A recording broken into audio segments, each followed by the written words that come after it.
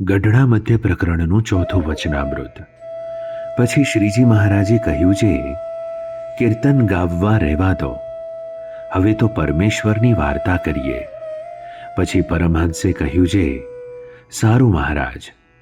પછી શ્રીજી મહારાજે પ્રશ્ન કર્યો છે, શાસ્ત્રમાં કયા એવા ધર્મ પાળતો હોય અને ભગવાનની ભક્તિ પણ કરતો હોય ને તેને એવો આપતકાળ આવે જે ભક્તિ રાખવા જાય તો ધર્મ જાય ને ધર્મ રાખવા જાય તો ભક્તિ જાય, ત્યારે કેને રાખવો ને કેનો ત્યાગ કરવો? પછી બ્રહ્માનંદ સ્વામી બોલ્યા છે, જો ભગવાન ભક્તિ રાખીએ રાજી હોય તો ભક્તિ રાખવી, અને જો ધર્મ રાખીએ રાજી હોય તો ધર્મ રાખવો.